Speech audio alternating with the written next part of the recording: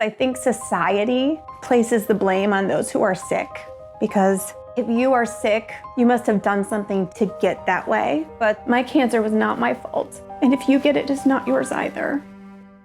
Hi, I'm Megan O'Neill. I am 38 years old. I was originally diagnosed with early stage breast cancer when I was 30. Growing up, I knew my body really well because of my history with athletics and dance and movement. And honestly, I think looking back, that's what really saved me. Because when I was 30, I started noticing kind of like a pain in my chest, and I couldn't quite figure out where it was coming from. It was like, is it coming from my armpit? Is it coming from my breast? It was a pain I hadn't felt before, and it would come and it would go. They often say that pain isn't associated with cancer, but the more I'm out there and meeting other survivors, it absolutely can be a symptom. So I was 30 years old and I didn't have insurance. It chokes me up because I think I felt a lot of shame about that. And it delayed me getting to a doctor. So when I finally got to a doctor, she kind of looked at me and was like, "Why are you here?" And I said, "Well, this pain coming and going, it's not normal for me. I can't figure out where it's coming from." So she basically said like, "Come back in a few months if it's still bothering you." But it had been bothering me for months. It had been going on for months. And when somebody wears a white coat and they have all this education and you give them all your information, I let her view of my symptoms affect the way that I saw my own symptoms. And that's where things didn't go well for me.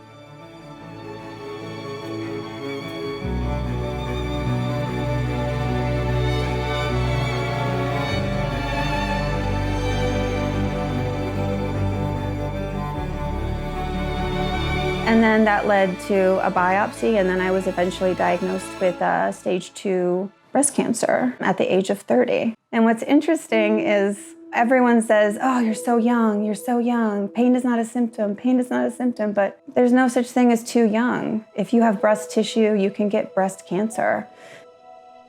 I put a lot of the blame on myself because I wish I had known what I know now. I wish I had demanded a mammogram. I wish I had known that I could have asked for an ultrasound.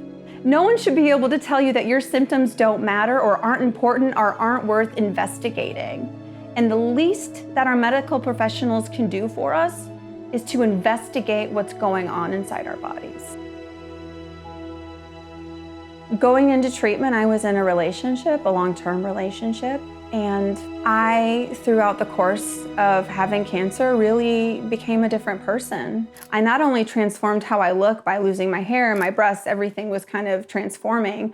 But then when I kind of emerged after with all the lessons that I had learned, I really started to understand my personal needs, who I was. And I started asking for those things. I started noticing things that bothered me, that brought stress into my life. I made some pretty strong demands as to what I needed, and when I didn't get them, I stepped away from that relationship.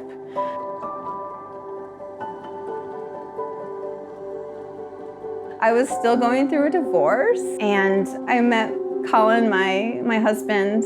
It was a blind date, and I'm like, okay. By the time we get halfway through the beer, I have to mention cancer and divorce because I feel like it's not fair. So we instantly bonded over that.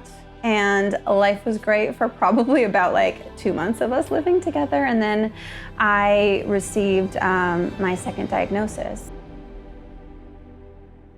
I was 4.5 years out of my initial diagnosis, feeling like cancer can't come back. I have a full-time job that I love. I'm with a human that I love. And I was getting ready to think about like, okay, how do I plan like a 5-year celebration? And we were laying on the couch just watching TV, and I felt this like sharp pain, cramping kind of like in my chest wall.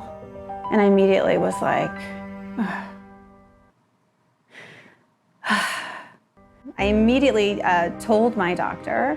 They had me go in for just like a CT, and I think it was so early on that it didn't show up in that CT. So when that came and went, I was like, oh, I'm just feeling things. I'm I'm in my head, I'll let it go. And so I really thought I was okay. And then I do routine blood tests, and the blood test showed that it was a tumor marker, and it showed that there was more than normal DNA remnants, in my bloodstream. And then that led to more testing, more specific testing, which led to a diagnosis. It's like shocking because I'm like, this could never happen to me originally with cancer. And then I was like, when it came back, and I'm like, I'm stage 4. Like, it's shocking. I had already kind of like made amends with the things in my life that I couldn't change leading up to that. And I already started seeing like a future beyond cancer. And when you're stage 4, there's no future beyond cancer. It doesn't stop. Cancer is not always a death sentence, but it's always a life sentence, always. When I was being diagnosed, I wanted a different life for him, I think when you really love somebody, you want them to have a full life. You want them to be able to have children, like biological children, see their wife be pregnant. And like, I wanted that for him, maybe more than he even wanted it for himself. But I was getting ready to start treatment. And he's like, hey, let's have a nice date. And like, why don't you wear what you wore on our first date? And it'll just be like a really special thing that we do. And so we were here at the kitchen table eating, and then he disappeared into the kitchen for a little while. I could hear he was kind of writing something on the chalkboard. And then I walked in and he proposed. I started treatment the next day with a ring on my finger. And then that clinical trial wasn't very successful. And I am only alive as long as I have treatment options. And so that's why it's really important to me to be a part of clinical trials, to expand the amount of drugs and treatment options that are available to cancer patients. And it's important to me to make sure I'm raising money for stage 4 cancer research, which is so severely underfunded, because we owe it to our survivors. We owe it to those who are putting their bodies on the line. It feels like every other week I go to treatment and it's like I'm going to a battle. It's like I'm going to war. And I do it for myself and my family because I want to live as long as possible.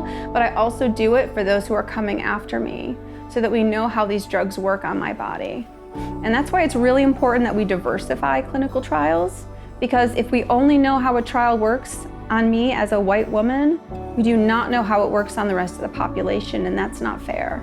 I just want the world to be better because I've lived. I want the people that I love the most, my family, my nieces, my nephews, to understand that like they are at higher risk and that they know how to advocate for themselves. If there's anything that I can do to show people how you advocate for yourself in a medical setting so that you get what you deserve, then I will have done something good. I'm Megan O'Neill. This is my life. This is my legacy.